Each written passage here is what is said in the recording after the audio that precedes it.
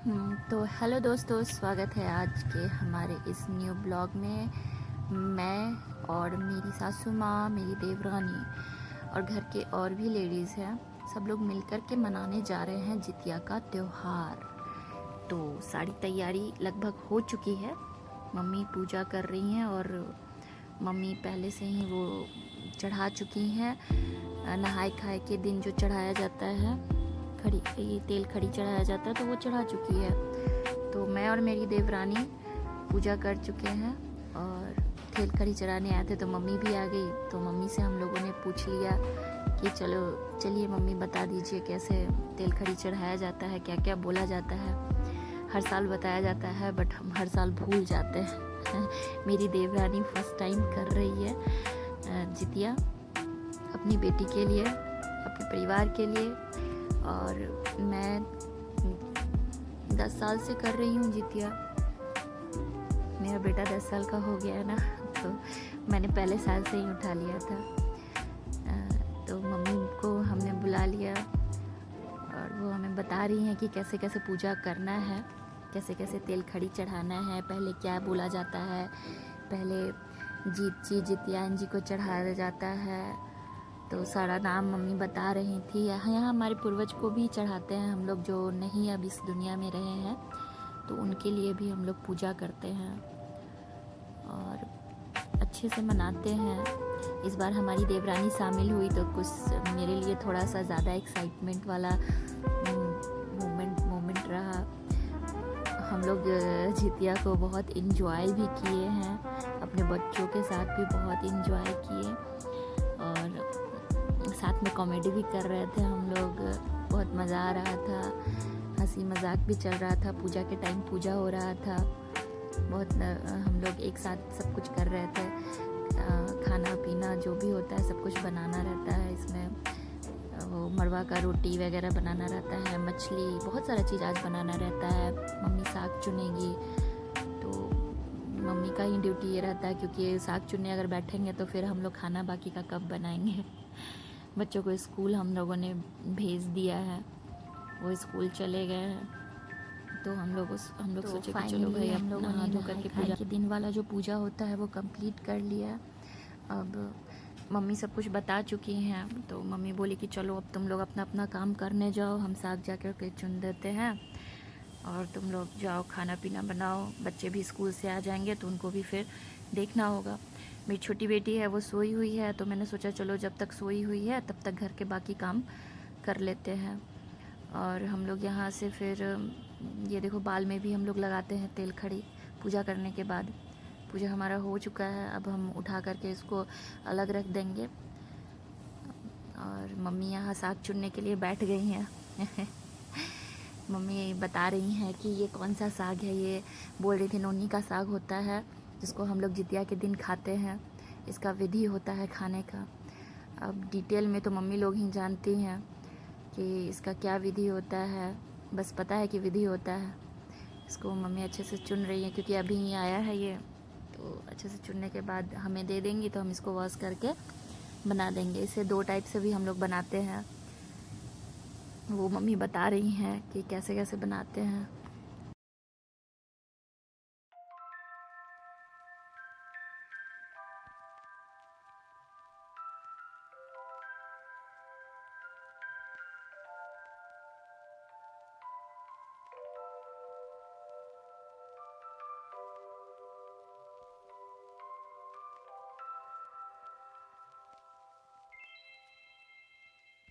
तो मम्मी हमें बोल चुकी हैं कि जाओ तुम लोग किचन में काम करो, तब तक हम साग चुन रहे हैं। यहाँ मैं आ गई किचन में। मेरी देवरानी तैयारी कर रही है मड़वा का रोटी बनाने के लिए। मसाला पहले से ही हम लोग इसमें डालते हैं, मड़वा में भर कर के बनाते हैं पोस्तक दाना डाल करके। तो पोस्तक दाना और इसमें लहसुन, गोल मरीच वगैरह डाला जाता है। तो वो मैं रेडी करने जा रही हूँ और मेरी देवरानी इधर आटा रेडी कर रही है। इसको गर्म पानी से गूँथा जाता है, तो ये पहले से ही सब कुछ करके रखी हुई थी, गर्म पानी वगैरह। तो अब इसको अच्छे से गूँथ रही है। तो गरम लगता है थोड़ा, ये ना गरम हाथ से होता नहीं है, तो ये चम्मच उठा ली है, अब चम्मच से ही कर रही है।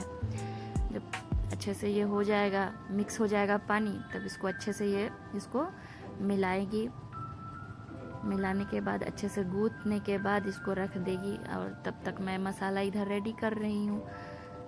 मैं वो भी दिखाऊंगी कि मैंने क्या क्या मसाले में डाला है, बता ही देती हूँ।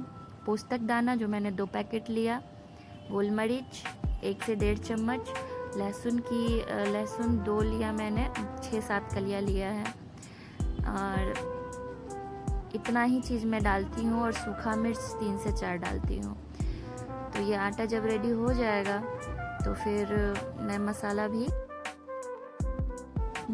भी रेडी करके दे दूँगी। तो ठीक है, चलते हैं। मड़वा का रोटी भी मेरी देवरानी ही बनाएगी, मसाला मैं रेडी कर दूँगी, ये आटा गूँथ लेगी, हो जाएगा। मैं अलग से सब्जी बनाने जाऊँगी, नौनी के साग और केराव डाल करके मैं सब्जी बनाऊँगी, सरसों मसाला डाल करके। उसके बाद मैं मछली भी बनाऊँगी, और इसमें मछली भी खाने का विधि होता है।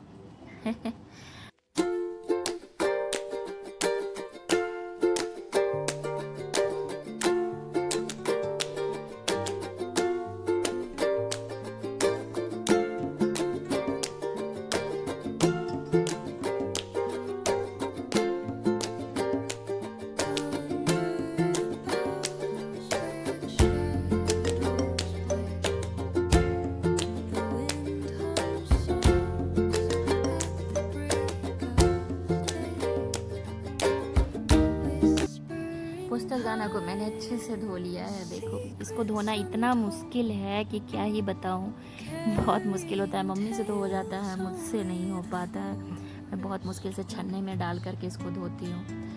और देखो, मसाला भी मैं रेडी कर चुकी हूँ। मैं इसी में साथ में मिक्स करके इसको मिक्सी में डाल के पीस दूँगी।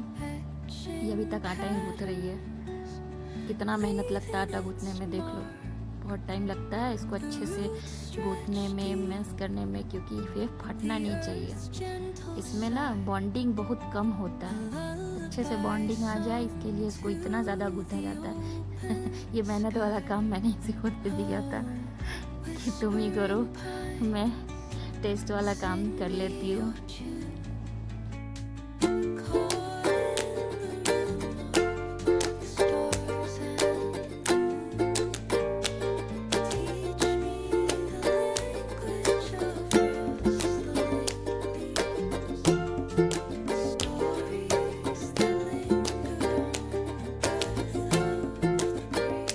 ये देखो, अच्छे से मैंने मसाला को मिक्सी में पीस दिया, बट ये थोड़ा हो गया है गीला, तो मैं कढ़ाई में इसको हल्का भून करके पानी सुखा देती हूँ, क्योंकि गीला इसमें भरने पर बाहर आ जाएगा। तो मैंने इसको सुखा दिया। और अब मेरी देवरानी लोई बना रही है, और ये है सब्जी का मसाला। मैं नौनी का साग और मड़ुआ, ये नौनी का साग और ये केराव डाल करके जो सब्ज़ी बना रही हूँ ना, सरसों के मसाले पे बना रही हूँ, बहुत अच्छा लगता है। तो तरुआ भी मम्मी बोली थी बना देने के लिए, तो वो भी साग अलग से चुन कर रखा हुआ है, वो बाद में बनाऊँगी। पहले सब्ज़ी रेडी कर देती हूँ ताकि सब लोग नाश्ता कर ले। तो मेरी देवरानी इधर रोटी बना रही है पोस्तक दाना डाल करके। तो देखो कैसे बनाती है, ये मुझसे नहीं संभलता है। इतना तो मैं कर लेती हूँ, लेकिन ये जो फूल करके ऊपर आता है ना, ये इसी से होता है। इसलिए मैंने ये काम अपनी देवरानी को ही दे दिया, ये तुम ही करो ये काम, मुझसे नहीं होगा, मैं सब्जी वाला काम कर लेती हूँ। तो अच्छे से मैं मकई का रोटी वगैरह बना लेती हूँ, ये काम ये बहुत परफेक्ट करती है। देखिए, जब ये फूलेगा तब भी आप देखोगे कितना अच्छा, मतलब दिखता भी बहुत अच्छा है। घर में सबको बहुत टेस्टी लगता है। हम जब जितिया करते हैं ना हम लोग, तो जिस दिन ये बनता है उसके कुछ दिन बाद तक हम लोग बनाकर खाते रहते हैं। तो ये देखो, सब्जी का मसाला भी पक चुका है, और इधर पोस्तक दाना डाला हुआ रोटी भी फूल चुका है। देखो कितना अच्छा फुलाई है ये रोटी, बहुत ही अच्छा रोटी फुलाती है। देखो दिख रहा है ना। अब मैं चली साग धोने। इसको अच्छे से वॉश करने के बाद मैं इसको अच्छे से छोटे छोटे टुकड़े में काट चुकी हूँ। अब मैं इसको मसाले में डालूंगी, क्योंकि कि मसाला पक चुका है और गिराव भी मैं इसके साथ ही डाल दूँगी। दोनों अच्छे से सीज जाने के बाद, भुन जाने के बाद सब्ज़ी जब रेडी हो जाएगा तो इसका तो रोटी रेडी हो ही चुका है। तो हमारे डैडी जी नाश्ता के लिए वेट कर रहे हैं, माने ससुर जी हमारे वेट कर रहे हैं नाश्ता के लिए। तो नाश्ता में थोड़ा हो गया है आज लेट, पूजा के वजह से पूजा करने लगे थे इसलिए थोड़ा लेट हो गया था, तो उनको भी थोड़ा वेट करना पड़ा आज। तो हो गया, आज थोड़ा स्पेशल नाश्ता है तो थोड़ा वेट तो करना बनता ही है ना। ऐसी बात नहीं है क्योंकि उनको मेडिसिन लेना रहता है तो नाश्ता में थोड़ा लेट नहीं कर सकते हैं, तो आज थोड़ा मैनेज करना पड़ रहा है।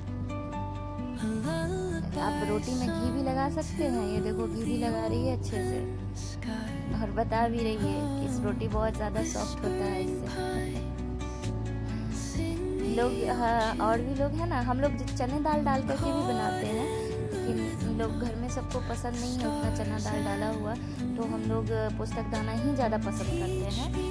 चना दाल भी पसंद करते हैं लेकिन पोस्तक दाना इसके कंपैरिजन में ज़्यादा पसंद करते हैं। तो सबका डिमांड था पोस्तक दाना भरा रोटी ही खाएंगे, मरवा रोटी, तो चलो पोस्तक दाना भरा ही बना। और इसके बाद मैं मछली भी बनाऊंगी, वो भी प्रोसेस बाकी है, लेकिन इससे पहले मैं बिटिया रानी के पास भी जाऊंगी नाश्ता करने के बाद। नाश्ता क्या करूंगी मैं, साथ में ही उसके नाश्ता करती हूँ, वो भी भूखी है ना, तो उसको मालिश वालिश करने के बाद मैं उसको खिलाने के लिए जब बैठूंगी ना, तो मैं भी क्या, हम दोनों बैठ करके खाएंगे, क्योंकि मेरी देवरानी भी तो भूखी है, वो भी नहीं खाई थी। तो हमारा नहाए खाए यहाँ हो जाता है कंप्लीट। इसके बाद हम लोग जितिया वाले दिन तैयार होकर के बैठते हैं पूजा करने के लिए। घर में मेरी सासू मम्मी हैं और उनकी गोतनी भी हैं, वो तो तीनों साथ में बैठी हुई हैं और हम और मेरी देवरानी साथ में हैं। तो हम लोग सब लोग साथ में बैठ कर के पूजा कर रहे हैं, पंडित जी मंत्र पढ़ रहे हैं और हमने बच्चे को कैमरा दे दिया है कि चलो भाई रिकॉर्ड कर लो हमारे छोटे छोटे पल को, ताकि मैं अपने ऑडियंस को दिखा सकूं कि हम लोग जितिया का फेस्टिवल कैसे मनाते हैं।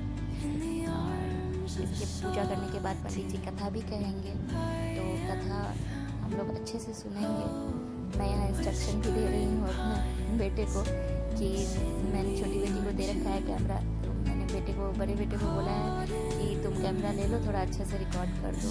तो सब लोग बोल भी रहे थे तुम्हारा पूजा पे ध्यान नहीं है क्या, पूजा करो ना, पूजे पे ध्यान दो। तो थोड़ा सा मेरा ध्यान भटक भी रहा था, तो मैं बोली कि ठीक है मैं पूजा पे ही ध्यान देती हूँ, वो ज़्यादा ज़रूरी है। तो मैं यहाँ करने लगती हूँ सब लोगों के साथ मिल कर के पूजा, और यहाँ बच्चे मेरे मोबाइल से रिकॉर्ड कर रहे होते हैं, जितिया पर्व का मोमेंट कैप्चर कर रहे होते हैं।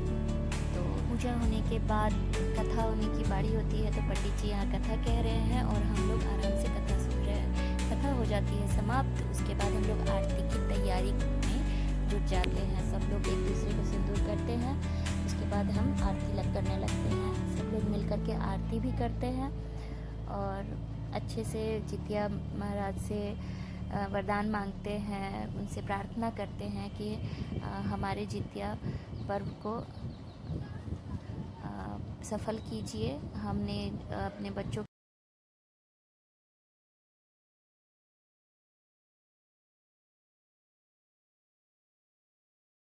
मेरी बेटी भी जितिया मुझे पहना रही थी, बट उसे हो नहीं रहा था, तो मैं खुद ही पहन लेती हूँ। अगली बार से शायद मुझे पहना पाए, तो मैं खुद से पहन ली। और इधर मिष्टी पहना रही है अपनी मम्मी को, यानी मेरी देवरानी को जितिया पहना रही है। उसका भी पहला जितिया था, बहुत अच्छे से हो गया।